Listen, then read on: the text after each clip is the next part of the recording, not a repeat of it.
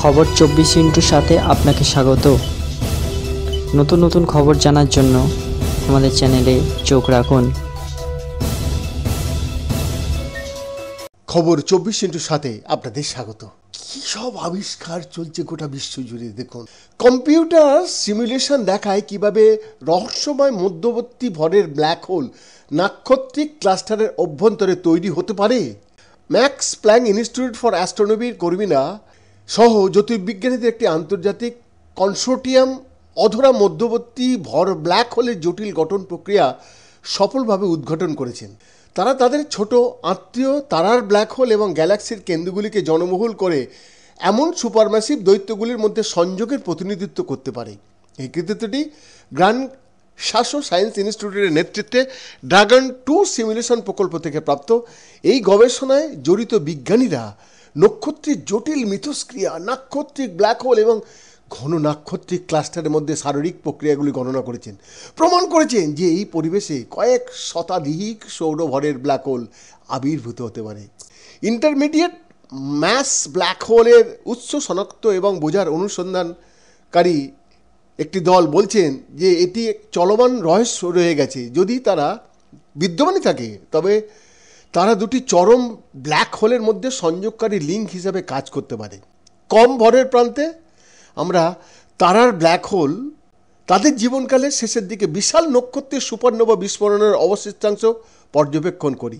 অন্যদিকে আমরা গ্যালাক্সির কেন্দ্রে ব্ল্যাক হোল দেখতে পাই, সূর্যের চেয়ে মিলিয়ন বা বিলিয়ন গুণ বেশি বড়, বিশাল। এই বস্তুগুলির গঠন এবং বৃদ্ধি এখনও আধুনিক জ্যোতির্বিদ্যার জন্য একটি আকর্ষণীয় রহস্যের প্রতিনিধিত্ব করে।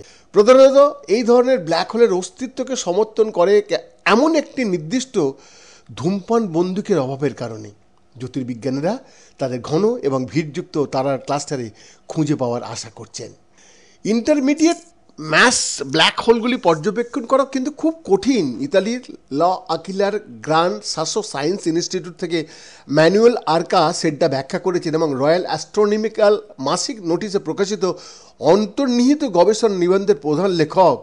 সমাজ বর্তমান পর্যবেক্ষকের সীমা আমাদের 1000 থেকে 10,000 সৌরভরের মধ্যবর্তী ভরের ব্ল্যাক হোলের জনসংখ্যা সম্পর্কে কিছু বলার অনুমতি দেয় না এবং তারা তাদের গঠনের দিকে পরিচালিত সম্ভাব্য প্রক্রিয়াগুলির বিষয়ে বিজ্ঞানীদের জন্য মাথা ব্যথার কারণ হয়ে ওঠে।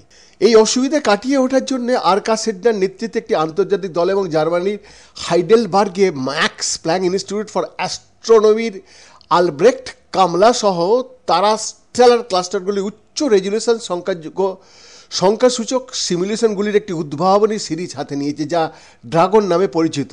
2 ক্লাস্টার ডাটাবেস। এই প্রচেষ্টায় জ্যোতির্বিজ্ঞানীরা তরুণ, ঘনবসতিপূর্ণ এবং বিশাল তারা ক্লাস্টারের মধ্যবর্তী ভরের ব্ল্যাক হোল গঠনের জন্য একটি সম্ভাব্য পথ উন্মোচন করেছেন।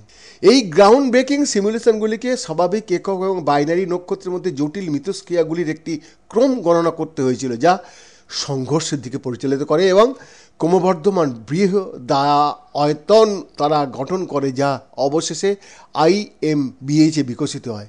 সেই পর্যায়ে সেই ব্ল্যাক হোলগুলি অতিরিক্ত বৃহৎ আয়তন তারা এবং ব্ল্যাক হোলগুলিকে অন্তর্ভুক্ত করতে পারে, যা কয়েকশো সৌরভরের বৃদ্ধির দিকে পরিচালিত করে। দেখা যাচ্ছে কোনো একক পথ মধ্যবর্তী ভর ব্ল্যাক হোলের দিকে নিয়ে যায় না, পরিবর্তে জ্যোতির্বিজ্ঞানীরা মিথস্ক্রিয়া এবং একত্রিত ঘটনাগুলির একটি জটিল পরিসর খুঁজে পেয়েছেন।